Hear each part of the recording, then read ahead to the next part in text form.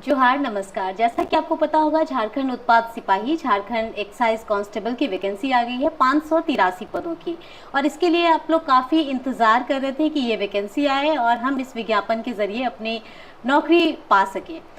तो ये वैकेंसी आ गई है और अब ज़रूरत है कि एक अच्छी तैयारी हो ताकि इसके 583 पदों में एक पद आपका सुनिश्चित हो। इसके लिए बहुत ज़रूरी है कि हम इसके पूरे पाठ्यक्रम को जानें। और इसके पाठ्यक्रम के तहत आपको जानकर बहुत खुशी होगी कि हिंदी भी इसका एक मुख्य पाठ्यक्रम है, जिसमें कि 2 पेपर हिंदी के हैं, पहला पेपर और दूसरा पेपर। तो आज हम लोग इस वीडियो में बहुत विस्तार से जानेंगे कि इस दोनों पेपर में हिंदी में क्या क्या चीज़ें पूछी गई हैं।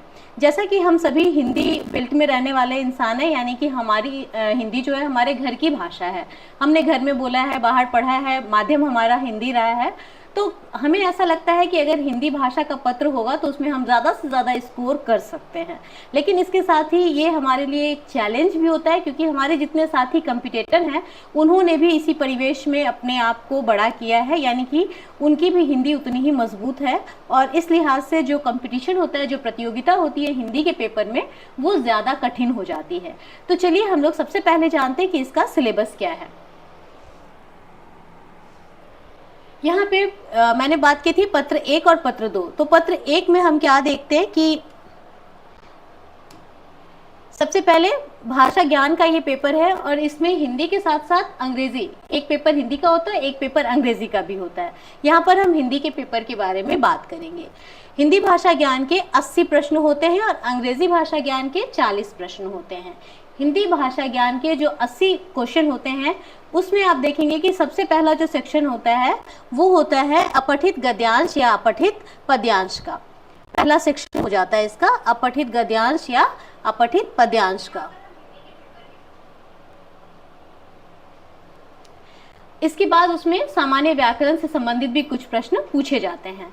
तो इस तरह से 80 नंबर का जो हमारा पहला पेपर होता है वो एक तरह से सामान्य हिंदी की सामान्य समझ, यानी कि हम किसी गद्यांश या पद्यांश को पढ़कर उसके भाव को ग्रहण कर पा रहे हैं या नहीं, और फिर जो बातें हम समझ रहे हैं उसको फिर हम अभिव्यक्त कर पा रहे हैं कि नहीं। तो इस तरह के प्रश्न इसमें रहते हैं और सारे प्रश्न जो है वो MCQ रहते हैं। तो इसमें हमारे पास विकल्प होता है, हमें लिखना नहीं है पर हमारे पास विकल्प होता है और सही विकल्पों का चयन करना है। तो इसके लिए भी एक अभ्यास की जरूरत होती है कि किस तरह से हम अपठित गद्यांश अपठित पद्यांश को पढ़ेंगे, समझेंगे और उससे संबंधित सही विकल्प का चयन करेंगे। इसके साथ साथ व्याकरण का एक बड़ा हिस्सा होता है, तो उसमें हिंदी में जो सामान्य व्याकरण है उससे संबंधित प्रश्नों को पूछा जाता है। यहाँ पे 30% न्यूनतम अर्हतांक निर्धारित किया गया है, यानी कि मिनिमम जो क्वालिफाइंग मार्क्स है वो आपका क्या है 30% है, यानी कि 80 नंबर का 30%। अब इससे कम अंक अगर आते हैं तो जो सेकेंड पेपर है वही आपका चेक नहीं होगा, यानी कि यहीं पर आप अयोग्य घोषित कर दिए जाएंगे। इसके साथ साथ अगर इसमें आपका अंक इससे बहुत ज़्यादा आता है तो ये अंक आपके मेरिट में नहीं जोड़ा जाएगा, यानी कि ये जो एग्ज़ाम है वो क्या है, केवल क्वालिफाइंग है। जो फर्स्ट पेपर है वो क्या है, केवल क्वालिफाइंग एग्जामिनेशन इसके लिए ये है। इसमें आपका 30% मार्क्स आना ही चाहिए और अगर आपका मार्क्स बहुत अधिक आता है तब भी यह मेधा में नहीं जोड़ा जाएगा। तो इसके लिए जो हमारी तैयारी होगी वह एक सामान्य तैयारी होगी कि हम इस पेपर को क्वालिफाई कर लें, और ये तैयारी हमारे जो सेकेंड पेपर की तैयारी है उसके साथ साइड बाय साइड ये जो तैयारी है हमारी हो सकती है। अब हम देखते हैं सेकेंड पेपर। जैसा कि आप जानते हैं कि यह जो झारखंड उत्पाद सिपाही की वैकेंसी है वो पूरी तरह से 10वीं पर आधारित है। तो इसका जो सिलेबस है सेकेंड पेपर का वो भी 10वीं कक्षा के सिलेबस पर ही आधारित है। जो सेकेंड पेपर है वो बेसिकली भाषा का पेपर है, उसमें कई सारे भाषाओं के विकल्प दिए गए हैं जिनमें एक भाषा हिंदी भी है। और ये हमारे लिए बहुत आसान होता है हिंदी पत्र को चुनना कि सेकेंड पेपर के रूप में भी हम हिंदी को चुन लें, क्योंकि हम अपना क्वालिफाइंग जो फर्स्ट पेपर है उसकी भी तैयारी कर पाते हैं और साथ साथ हमारे सेकेंड पेपर की भी तैयारी हो रही होती है। तो सेकेंड पेपर के रूप में हिंदी को चुनना एक सेफ विकल्प होता है। हम ज़्यादा से ज़्यादा अंक इसमें अर्जित कर सकते हैं। इसके जो अंक होते हैं, इसमें जो आपको मार्क्स आएंगे वो मेरिट में जोड़े जाएंगे। इसमें जो मार्क्स आएंगे वो मेरिट में जोड़े जाएंगे। और यह जो पेपर होता है वो पूरे 100 अंकों का होता है। इसमें हम देखते हैं कि 2 किताबें हैं। एक है क्षितिज भाग 2, ये एनसीईआरटी की किताब है, कक्षा 10 के लिए उन्होंने पब्लिश की हुई है, हिंदी ए पाठ्यक्रम है। आप जानते होंगे कि 10वीं कक्षा में एनसीईआरटी के द्वारा जो पाठ्यक्रम है उसमें हिंदी 2 तरह की है, एक हिंदी ए है और एक हिंदी बी है। तो हिंदी ए की जो पुस्तक है क्षितिज भाग 2, यहाँ पे हम हमेशा याद रखेंगे ये हिंदी ए की पुस्तक है, हिंदी ए की पुस्तक है क्षितिज भाग 2। इसी तरह से इसमें एक और किताब है जिसका नाम है कृतिका भाग 2, ये भी हिंदी ए की पुस्तक है। तो इन दोनों किताबों को हमें पढ़ना है इस वैकेंसी के लिए, झारखंड उत्पाद सिपाही की वैकेंसी को क्लियर करने के लिए। इन दोनों किताबों में जब हम बात करते हैं क्लास 10 की, अगर आपने हाल फिलहाल 3-4 साल पहले 10th किया है तो वहाँ पे सिलेबस में थोड़ा सा बदलाव था। कुछ चैप्टर्स ऐसे थे जिसको कि हटा दिया गया था जैक के द्वारा, और उन चैप्टर को शायद आपने 10वीं कक्षा में नहीं पढ़ा है, लेकिन यहाँ पे क्या है कि आपको पूरी किताब जो है वो सिलेबस के अंतर्गत दी गई है। आगे हम जानते हैं इसका सिलेबस क्या है और कैसे इसकी तैयारी होगी। यहाँ पे देखते हैं सबसे पहले पुस्तक का नाम क्षितिज भाग 2, ये तो आप जान ही चुके हैं, हिंदी ए की पुस्तक है, एनसीईआरटी के द्वारा प्रकाशित है। ये किताब आपको कहीं भी मिल जाएगी, एनसीईआरटी के द्वारा प्रकाशित किताब है। अब इसमें सबसे पहले काव्य खंड की बात करते हैं। जनरली होता क्या है कि जो कहानियां होती हैं, जो गद्य खंड होता है उसको हम पढ़कर समझ भी लेते हैं, लेकिन काव्य खंड में थोड़ी सी दिक्कत आती है, खास तौर से तब जब कविता अवधि या ब्रजभाषा की हो। तो इसमें जो पहली कविता है, ऊधो तुम हो अति बड़भागी, तो ये सूरदास जी के द्वारा लिखी गई है। इसके बाद है राम लक्ष्मण परशुराम संवाद, ये तुलसीदास के द्वारा लिखी गई है और रामचरितमानस का ही एक अंश यहाँ पर लिया गया है। इसके बाद देव है, देव के 2 सवैये हैं यहाँ पे, डार द्रुम पालना और नुपुर। इसके बाद है आत्मकथ्य, यहाँ पे आत्मकथ्य है और यह लिखा है जयशंकर प्रसाद ने। इसके बाद है उत्साह और अट नहीं रही, ये 2 कविताएं हैं और एक ही पाठ में ये 2 कविताएं संकलित की गई हैं। ये दोनों कविताएं छायावादी कवि सूर्यकांत त्रिपाठी, छायावादी नहीं कह सकते हैं, प्रयोगवादी और प्रगतिवाद में भी इनकी रचना है। तो सूर्यकांत त्रिपाठी निराला की कविता है उत्साह और अट नहीं रही। ये ऐसे कवि हैं जिनकी रचना हम देखते हैं कि कई वादों के अंतर्गत आ जाती हैं। इसके बाद दंतुरित मुस्कान, ये 2 कविताएं हैं, फिर से एक ही चैप्टर में संकलित की गई हैं। दंतुरित मुस्कान थोड़ी मतलब एक कविता है, और फसल जो है बहुत छोटी सी कविता है जो फसल के महत्व को रेखांकित करती है। और ये दोनों ही जो रचनाएं हैं वो नागार्जुन के द्वारा लिखी गई है। नागार्जुन का पूरा नाम आप जानते होंगे, वैद्यनाथ मिश्र यात्री। तो इस तरह हम देखते हैं कि आगे जब हम सिलेबस को पढ़ेंगे तो फिर हम बात करेंगे कि किस तरह के प्रश्न इन सारे चैप्टर्स से आते हैं या आ सकते हैं। इसके बाद छाया मत छूना और मन का दुख दूना, यह गिरजा कुमार माथुर जी की रचना है, यह भी एक कविता है।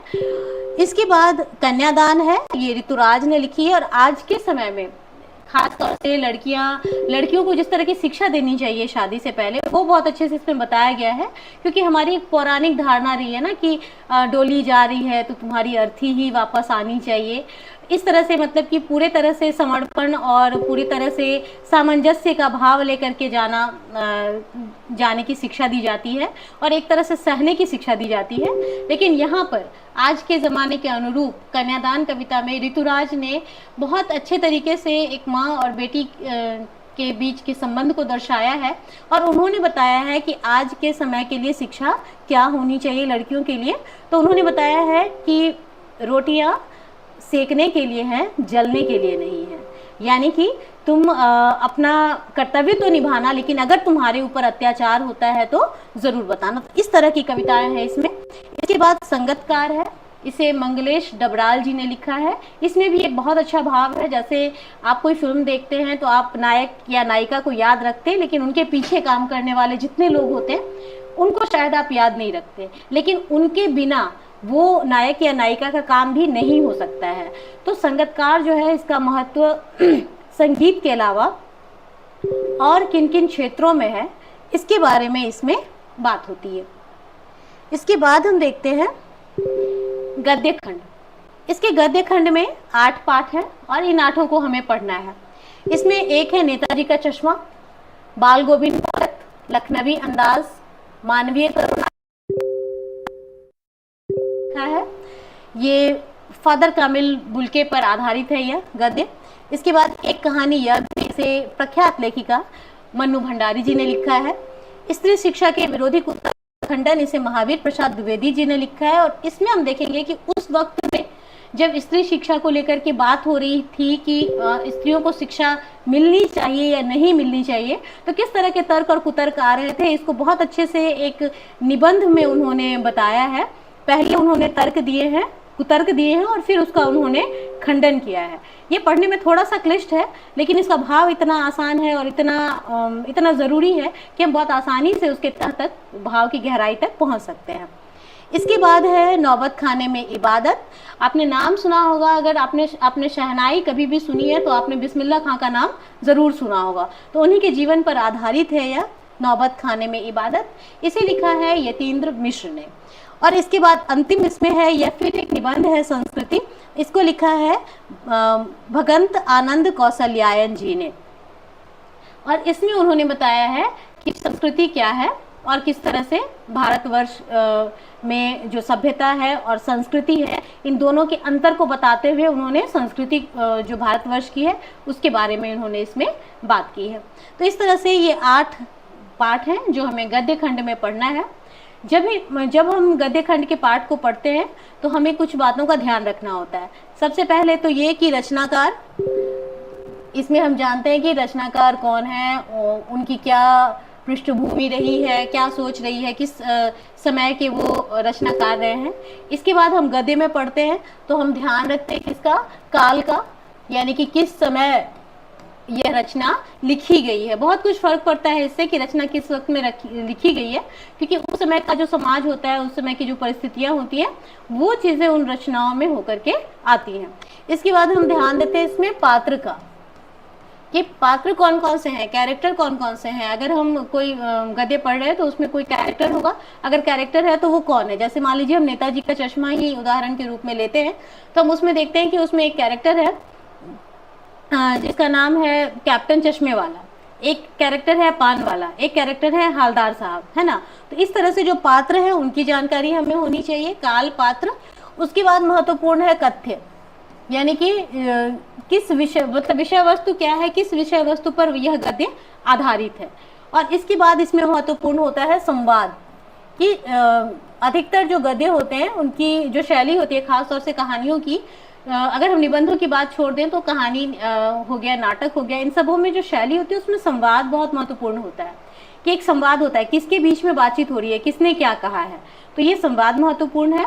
और इसके बाद महत्वपूर्ण है भाषा शैली, कि जो गद्य की भाषा है वो कैसी है, जो शैली है वो कैसी है, व्यंग्यात्मक है या किस तरह से उन्होंने इसको लिखा है, किस अंदाज में लिखा है, तो ये महत्वपूर्ण है।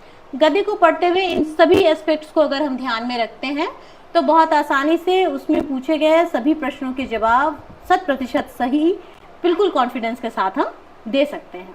अब हम आते हैं, ये पहली किताब की हमने बात की, क्षितिज भाग 2 की, ये हमने बात की अभी क्षितिज भाग 2 की, जिसके तहत हम इतना सारा सिलेबस, ये जो है 17 पाठ है, इसमें 9 कविताएं हैं और 8 इसमें गद्य है।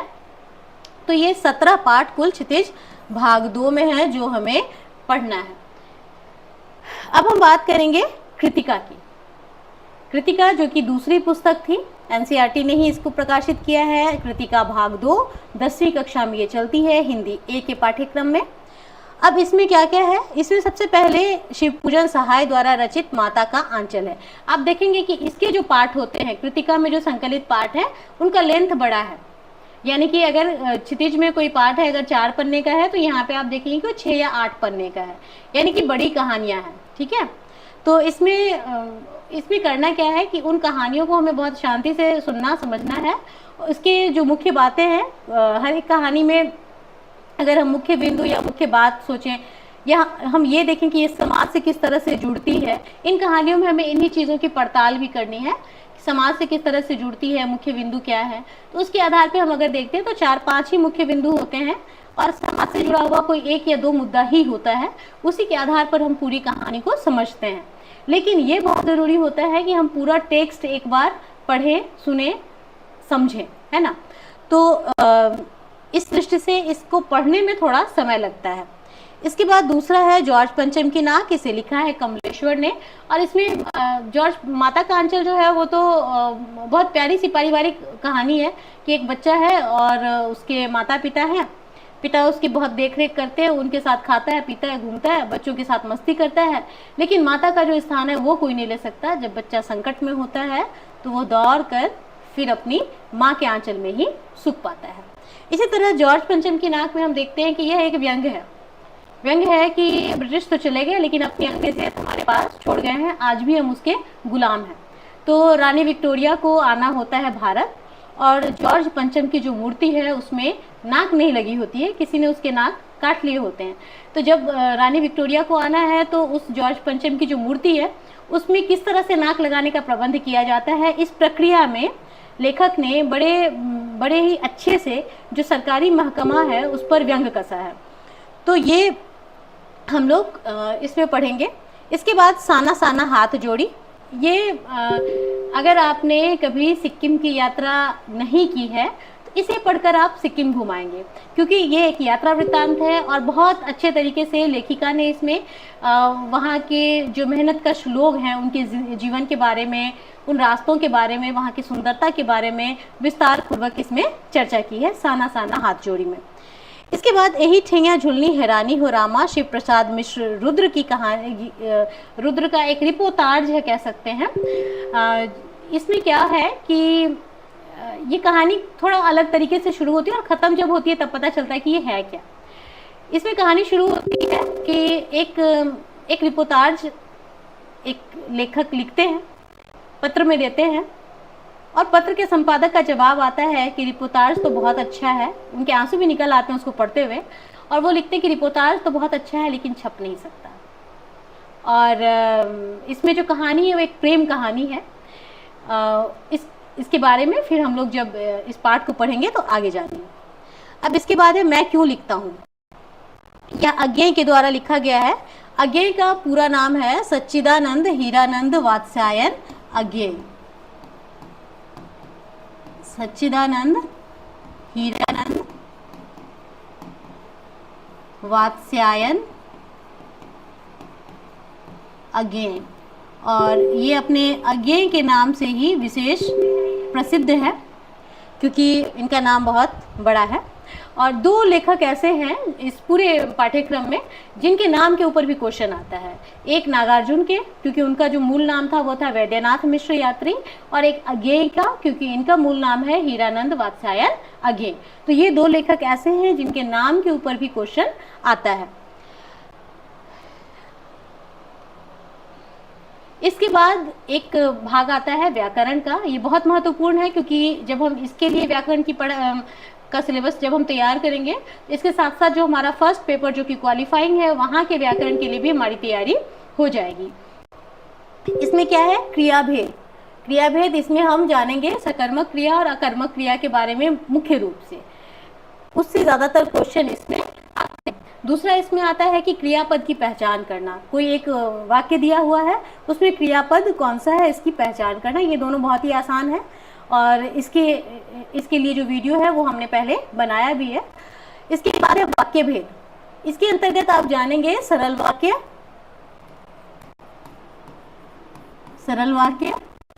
संयुक्त वाक्य और मिश्र वाक्य के बारे में। सरल वाक्य, संयुक्त वाक्य और मिश्र वाक्य, इसके बारे में आप इसके अंतर्गत जानेंगे।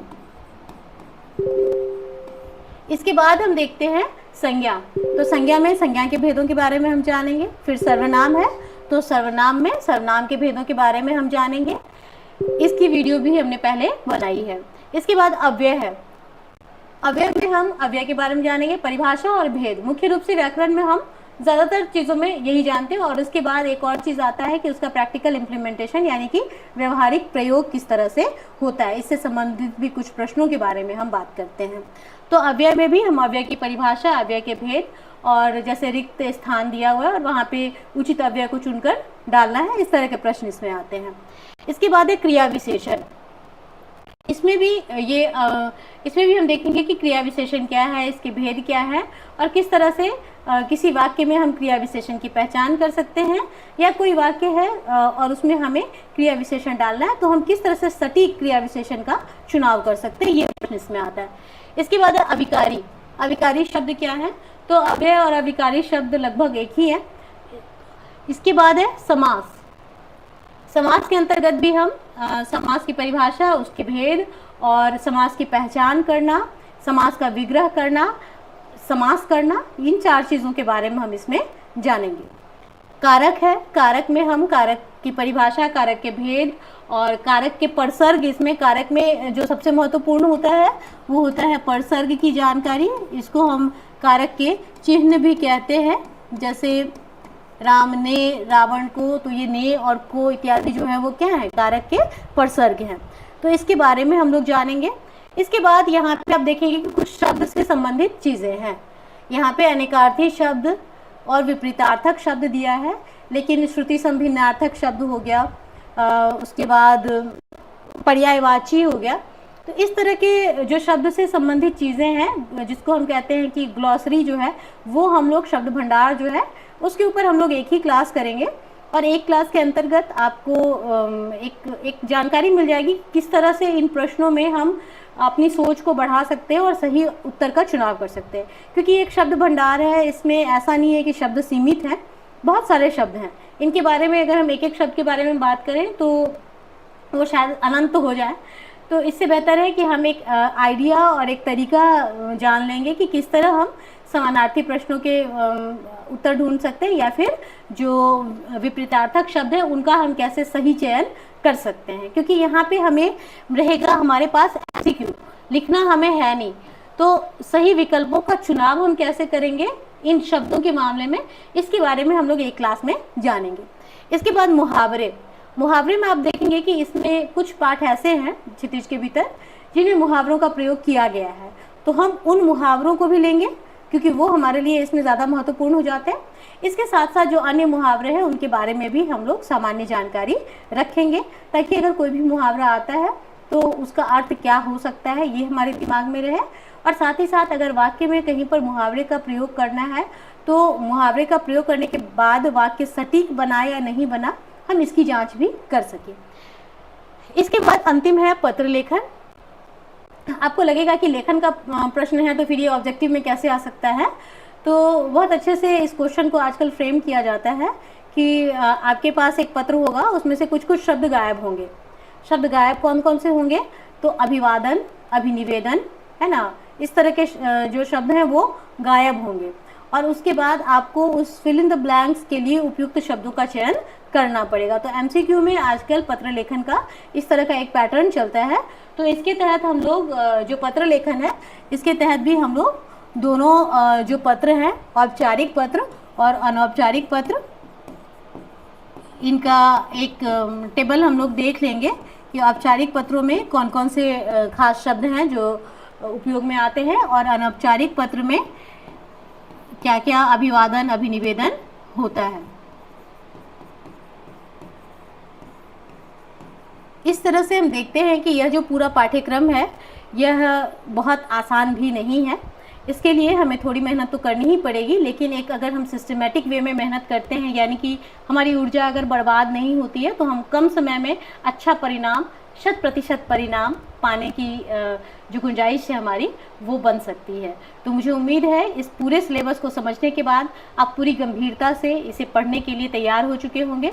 2 किताबें आपके पास होनी चाहिए, क्षितिज और कृतिका।